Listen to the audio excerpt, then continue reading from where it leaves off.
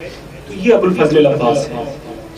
مجھے یہ بتائیں کہ جس جنگجو کا، جس بہادر کا اتنا خوف ہو دشمن پر اور اسے لڑنے کی اجازت نہ ملے. عباس کربلا میں لڑنے گئے نہیں. عباس کی شجاعت کا تو امتحان ہی نہیں. اگر امتحان تھا تو عباس کے صبر کا امتحان ہے. عباس کا صبر بتاؤں. عباس کا پہلا صبر یہ ہے کہ مولا کہتے ہیں عباس یہاں سے خیمے اٹھاؤ. عباس لکیر لگا دے تو کسی کی جرت نہیں ہے وہ لکیر عبور کرے. عباس اپنے ہاتھ سے خیمے اٹھا رہا ہے. کل کا مورخ کہیں یہ نہ کہے کہ پانی پر جنگ ہوئی تھی. عباس کی دوسری شجاعت بلکہ دوسرا صبر.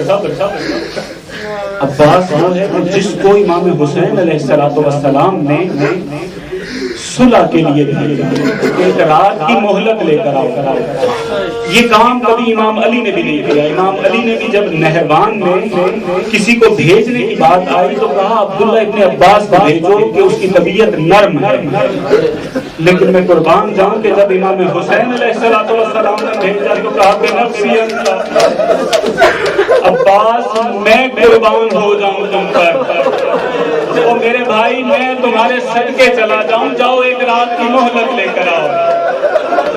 عباس کی مظلومیت اس سے آگے سنے. عباس جاتے ہیں، انہیں کہتے ہیں کہ ایک رات کی مہلت دے دو، ہم آج رات عبادت کرنا چاہتے ہیں. جیسے ہی انہوں نے دیکھا کہ عباس سر جھکا کر بات کر رہے ہیں، جرت آ گئی ان لوگوں میں. کہتے ہیں کہ کافروں کو وقت دیا جا سکتا ہے، حسین کو نہیں. دوسروں کو مہلت دی جا سکتی ہے، حسین ابن علی کو نہیں. بس جیسے ہی ابو الفضل العباس نے سر اٹھا کر دیکھا، بعض لوگ کہنے لگے کہ نہیں دے دو، فرصت دے دو. ایک رات کی مہلت ملی ہے. عباس کا صبر اور دیکھنا ہے. عباس کا صبر یہ ہے کہ اون و محمد کے لاشیں لے کر آتے ہیں اور چپ ہے. عباس کا صبر یہ ہے کہ جعفر اور عبداللہ کا جنازہ لے کر آتے ہیں اور چپ ہے. عباس کا صبر یہ ہے قاسم اور اکبر کی لاش اٹھا کر لاتے ہیں اور چپ ہے. نہیں ابھی عباس کا صبر نہیں دیکھا آپ نے. عباس کا صبر. یہ جو خیمے لگائے جاتے تھے نا جب بھی اہل حرم تھے تو ان کے اندر ایک خیمہ، توجہ کیجیے گا، ایک خیمہ مشقوں کے لیے ہوا کرتا تھا. جہاں مشقیں رکھی جاتی تھی، جہاں پانی رکھا جاتا تھا. عباس کا صبر دیکھنا ہے. عباس اس خیمے کے قریب سے نہیں گزرتے تھے. عباس سے اگر بچے پوچھتے تھے کہ یا سقائے سکینہ، اے سقائے اہل بیت، پانی نہیں ملے گا، عباس خاموشی سے گزر جاتے تھے. عباس کا صبر دیکھیں آپ. جب تمام کے تمام جوان شہید ہو گئے ہیں، مولا ابو الفضل العباس آئے ہیں آقا کے پاس. عرض کرتے ہیں آقا اب تو اجازت دے دیں. آقا اب تو کوئی نہیں رہا. مولا فرماتے ہیں عباس تم میرے لشکر کے علمدار ہو، تم میری فوج کے علمدار ہو. مولا ابو الفضل العباس کہتے ہیں آقا وہ فوج کہاں ہے جس کا میں علمدار ہوں؟ بس اسی دوران بچوں کی علاتش کی آواز سنتے ہیں تو امام حسین علیہ السلام فرماتے ہیں کہ عباس ان بچوں کے لیے پانی کی کوئی سبیل کر دو. بس عزاداران محترم مولا ابو الفضل العباس اس خیمے کی طرف آتے ہیں جہاں مشکیزیں رکھے ہوئے ہیں، جہاں مشقیں رکھی ہوئی ہیں. ابو الفضل العباس ایک مشق اٹھاتے ہیں. مشق اٹھا کے جیسے ہی باہر نکلتے ہیں تو جناب سیدہ زینب سلام اللہ علیہا کی نظر پڑتی ہے. عباس کہاں کا ارادہ ہے؟ کہا آقا نے حکم دیا ہے کہ بچوں کے لیے پانی کی کوئی سبیل کرو۔ آقا نے اجازت دی ہے مجھے نہر پر جانے کی۔ بی بی کہتی ہے عباس میں تمہیں روک نہیں رہی، عباس میں تمہیں منع نہیں کر رہی کہ تم نہیں جاؤ، لیکن عباس ایک واقعہ سنتے چلے جاؤ، عباس ایک حدیث سن لو۔ کہا بی بی فرمائیے، آقا زادی فرمائیے۔ امام جناب سیدہ زینب سلام اللہ علیہ کہتی ہیں کہ میں بچپن میں ایک مرتبہ بابا کے زانوں پر بیٹھی ہوئی تھی کہ میرے سر سے چادر تھوڑی سی گر گئی، مولا نے میرے ہاتھوں کو بوسہ دینا شروع کیا، میرے شانوں کو چومنا شروع کیا۔ میں نے اپنی توتلی زبان میں کہا بابا میرے شانوں کو کیوں چوم رہے ہیں؟ آقا کہتے ہیں کہ زینب ان شانوں میں ایک دن رسم باندھی جائے گی، ان میں ایک دن رسیاں باندھی جائیں گی۔ عباس میں نے یہ ساری باتیں بابا کی سن لی، وہ وقت گزر گیا، ہمارا سہن بھائیوں سے بھر گیا، اللہ نے 18 بھائی دیے، لیکن عباس میں جب بھی تمہیں دیکھتی تھی تو یہ سوچتی تھی کہ کس میں جرأت ہے جو زینب کے، لیکن عباس آج تم اجازت لینے آئے ہو تو مجھے پتا چل گیا ہے کہ زینب کے ہاتھوں میں رسم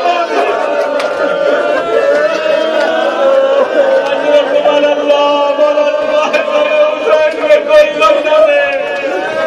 اب بڑے ہیں، مولا آگے بڑھے ہیں، گھوڑے پر سوار ہوئے، ایک ہاتھ میں نیزہ لیا۔ ذرا توجہ کیجیے گا، آج کی شبیں، اس کے بعد جتنی بھی شبیں ہیں گریا کرنے کی شبیں ہیں، ابو الفضل عباس گھوڑے پر سوار ہوئے، ایک ہاتھ میں مشکیزہ، ایک ہاتھ میں نیزہ۔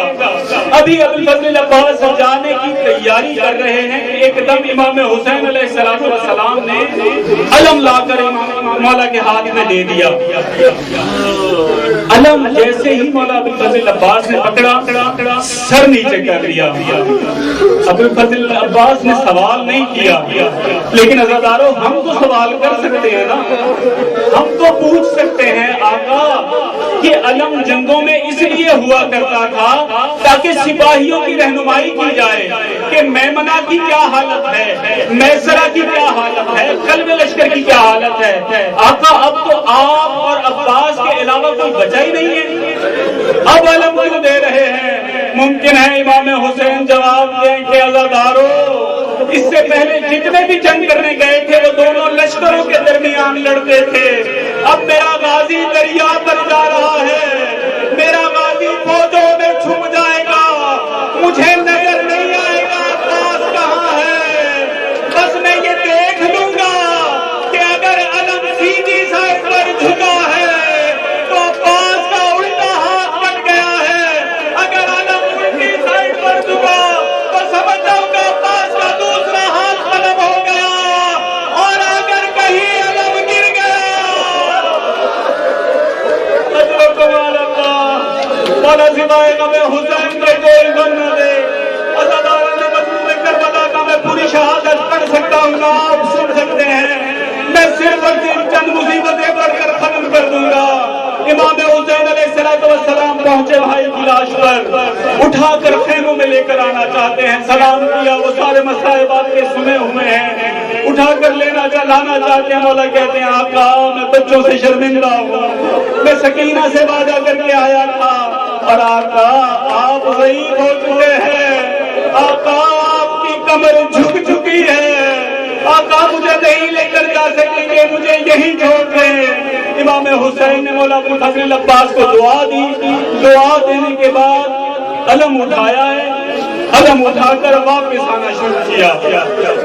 اب جو امام حسین علیہ السلام واپس آ رہے ہیں تو عزاداروں صرف 2 شہید ایسے ہیں جن کی خبر دینا امام حسین کے لیے بہت مشکل تھا، بیویوں کو یہ بتانا بہت مشکل تھا کہ علی اصغر شہید ہو گیا، حسین 7 قدم آگے آتے ہیں، 7 قدم پیچھے آتے ہیں کہ کیسے رباب کو جا کر بتاؤں تیرے اصغر کی پیاس بجھ گئی، تیرا اصغر شہید ہو گیا۔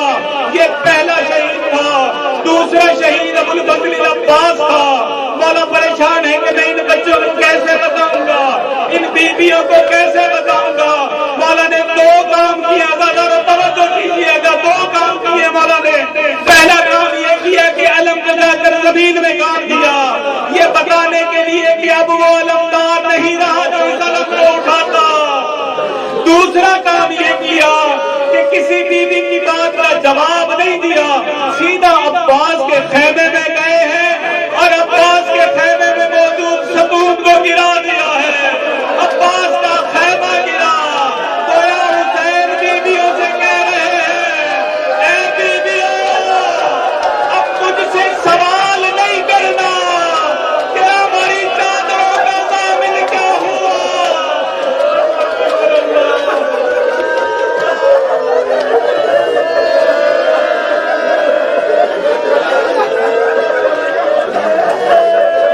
مولا سوائے غم حسین کے کوئی غم نہ دے.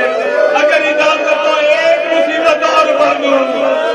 عزاداروں, مولا تمہاری آنکھوں کو خشک نہ کرے, سوائے غم حسین کے کوئی غم نہ دے. عزادارہ نے مظلوم کربلا میں دو شہید ایسے تھے.